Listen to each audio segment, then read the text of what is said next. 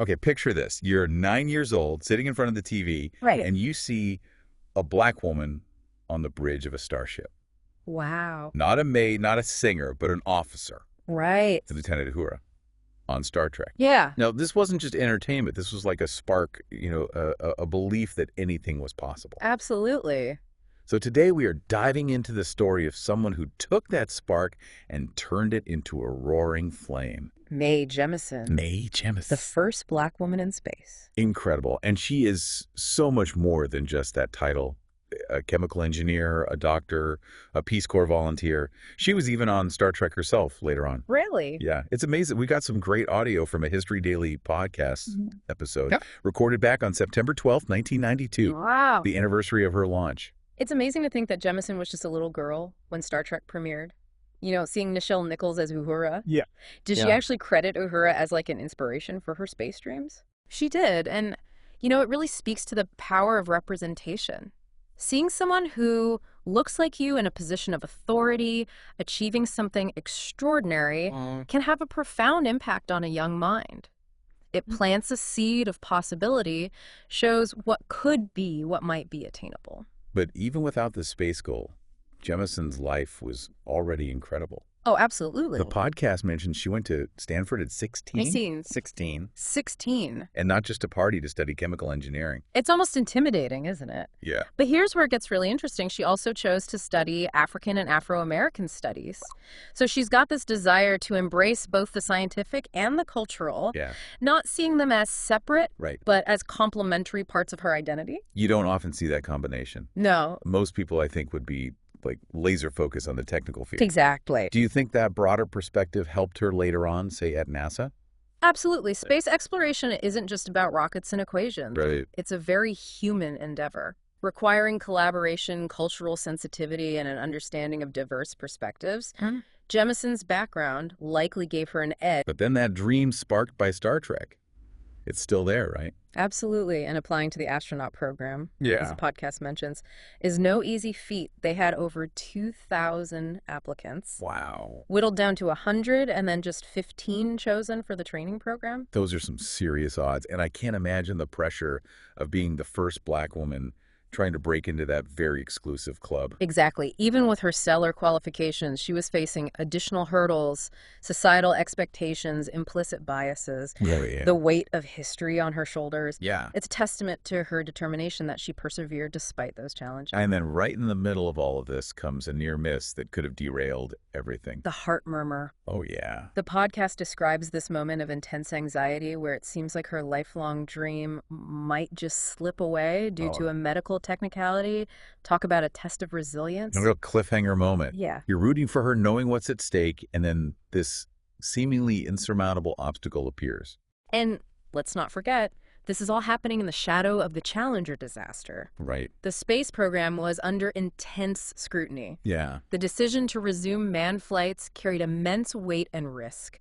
Really puts her determination into perspective, doesn't it? Facing both personal and national challenges. Yeah. And still pushing forward, thankfully, the heart murmur turned out to be benign. Oh, good.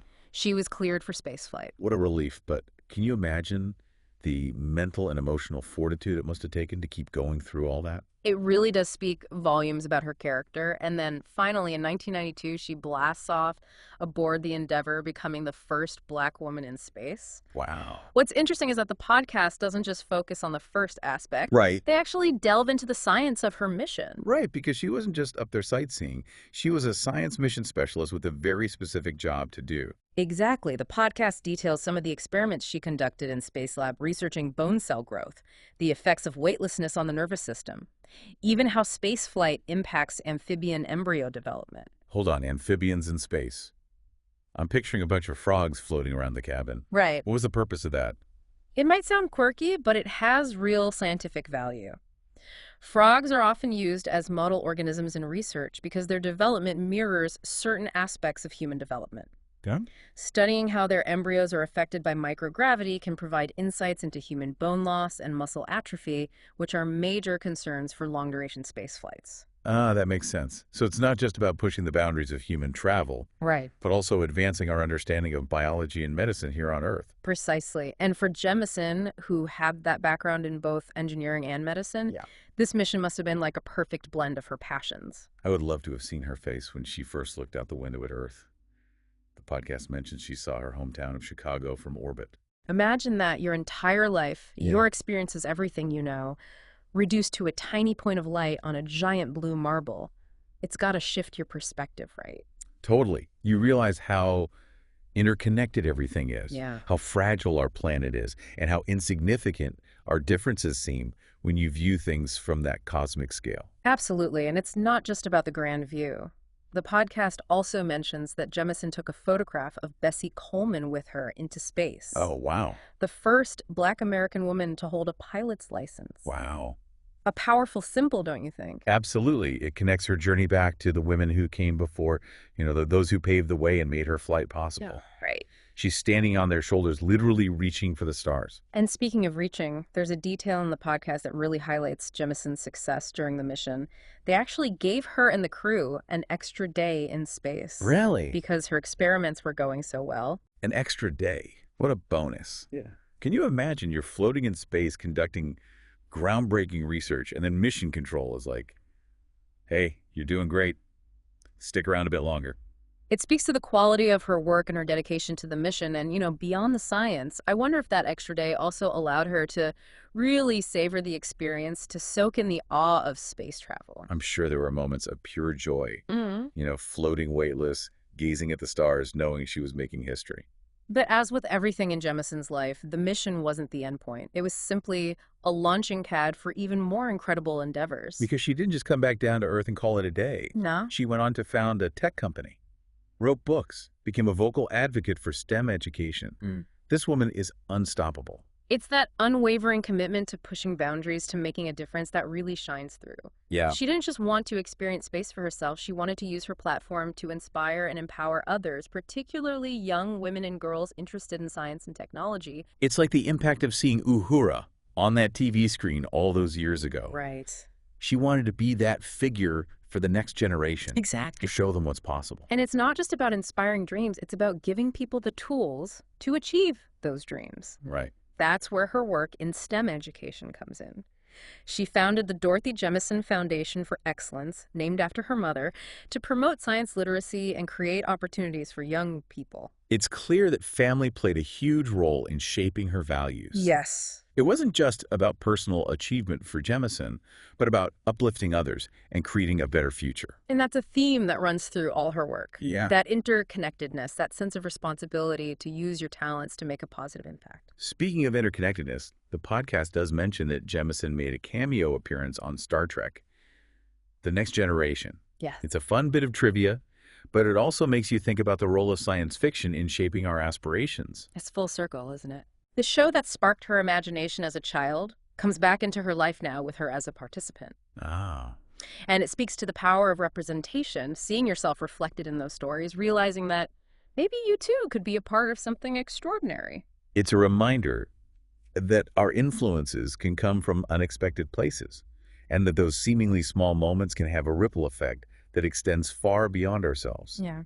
But the cameo wasn't the only way she stayed connected to that world. Right. The podcast highlights that Jemison has always been a vocal advocate for the power of science fiction to inspire and educate. Yeah. She understands that those stories can spark curiosity, encourage critical thinking, and get people excited about the possibilities of science and technology. It's not just escapism. No. It's about planting seeds of innovation and pushing the boundaries of what we think is possible. Exactly. And that's what Jemison's story is all about. Challenging limitations, embracing diverse perspectives, and using her platform to create a more equitable and inspiring future.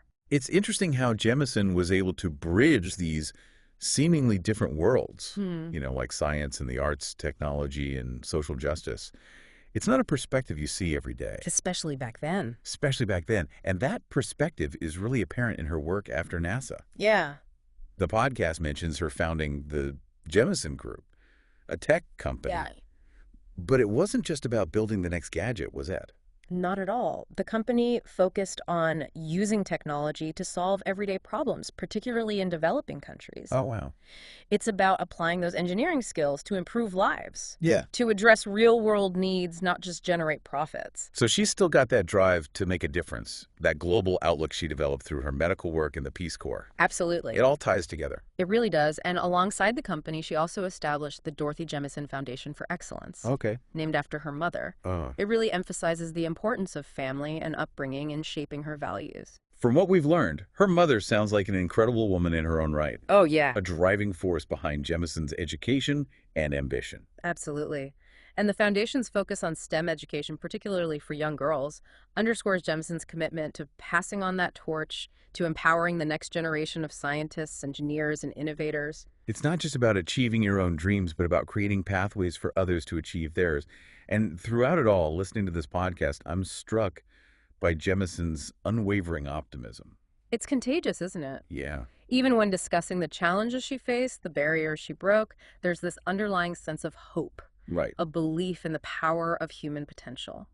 It's a reminder that even when things are tough, even when the odds seem stacked against you, you can choose to focus on the positive, to believe that change is possible. And that brings us back to that spark, that Uhura moment that ignited Jemison's journey. It wasn't just about seeing a Black woman on a starship. It was about seeing a vision of a future where anything was possible.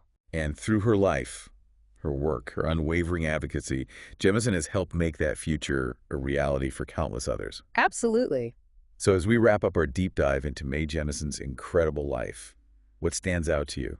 What will you take away from her story? Well, for me, it's that reminder to never underestimate the power of a dream. Yeah. To see the connections between seemingly different fields, and most importantly, to use your talents and experiences to make a positive impact on the world. Beautifully said. Mae Jemison's story is a testament to human potential, to the power of perseverance, and to the idea that we can all reach for the stars no matter where we come from. That's it for our deep dive today. Keep exploring, keep questioning, and never stop reaching for your own stars.